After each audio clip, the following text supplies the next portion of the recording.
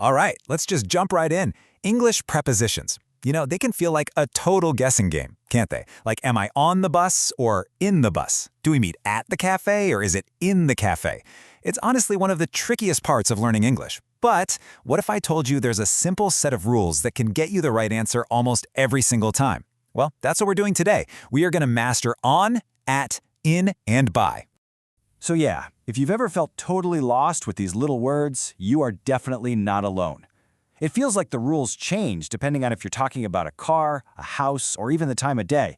But don't you worry, we're about to make all of that so much clearer with some incredibly useful core principles. Okay, and here's the best part. This whole approach is based on what we call the 80% rule. What does that mean?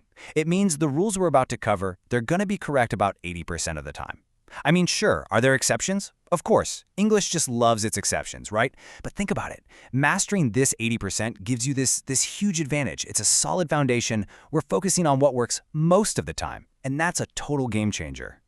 So here's how we're going to break it down. We've talked about the problem. Next up, we'll dive into prepositions for transportation. Then we'll move on to location, and after that, time. And to wrap it all up, we'll put everything together in a super handy cheat sheet. Sound good? Let's get to it. First up, transportation. How we talk about getting from point A to point B. And right off the bat, let's make things easier. We pretty much never use at when we're talking about being in or on a vehicle. So that just leaves us with on, in, and by. So what is the big difference between on and in? Well, the general rule is actually pretty simple. For those big, public vehicles you share with a bunch of other people, like a train, a bus, or a plane, you are on them. But for the small, private ones that feel more like your own personal space, like a car or a taxi, you are in them. See the pattern? On the big ones, in the small ones. And yeah, like we said, there are a couple of little quirks. You're always on a bicycle, which kind of makes sense, right? You physically sit on it. Boats can be a little tricky. For the small ones you might own or row yourself, you're in the boat. But for those giant cruise ships, you're back to being on the boat just like you would be on a plane. So that size rule is still a pretty good guide. Okay, so what about by? Where does that fit in? Well, by isn't about where you are inside the vehicle, it's about how you're traveling. It answers that question, so how'd you get here? You might say, I was in my car, but you'd tell your friend, I came here by car. It's all about the method. By car, by train, by plane. Simple. All right, let's switch gears and move on to our next section, prepositions of location. Now we're talking about describing exactly where something or someone is.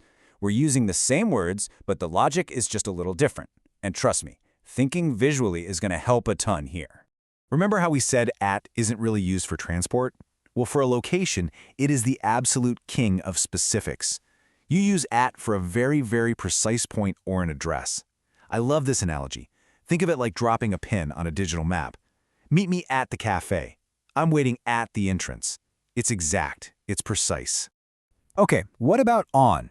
Well, on is all about surfaces. Think two-dimensional. The keys are on the table. That picture is on the wall.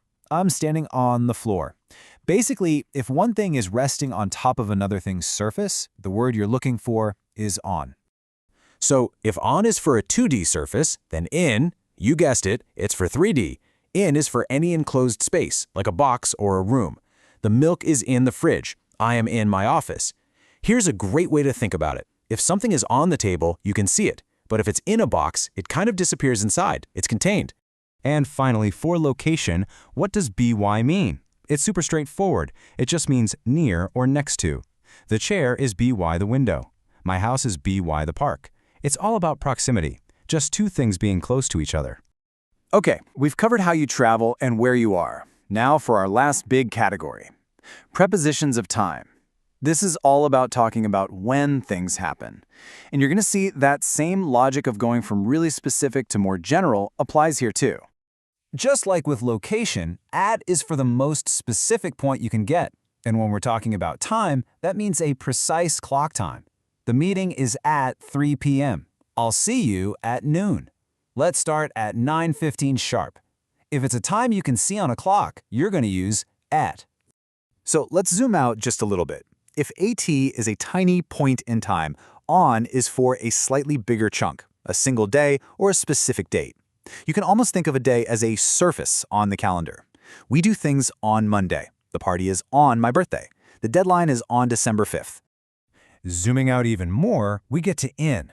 Just like in was for a box, for time, it's for an enclosed period, a container of time that's longer than a day. So we use it for things like months, years, seasons. My birthday is in September. That movie came out in 1992. I'll see you in 2 weeks.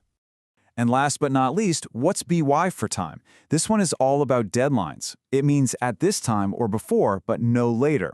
So if your boss says, I need this report BY Friday, it means Friday is the absolute last call. It marks the end of a time limit. Okay, I know that was a lot, but we've really covered the core logic for transportation, location, and time. So now let's put it all together in one simple chart to really lock it into our brains. So here it is. This chart pulls it all together just perfectly. You can actually see the patterns now, right? For location and time, just notice how it moves from the most specific thing, with at, to a surface or a day with on, and then to the biggest, most general, enclosed space with in. For transportation, it's all about that size and ownership rule. And for all three, by kind of has its own special job, describing the method, the proximity, or a deadline. This is your go-to guide. So, what does this all really mean? It means that just by using these simple, logical rules, you can now get these prepositions right about 80% of the time. That is a massive step forward. It's all about understanding the core idea instead of just trying to memorize a million different phrases.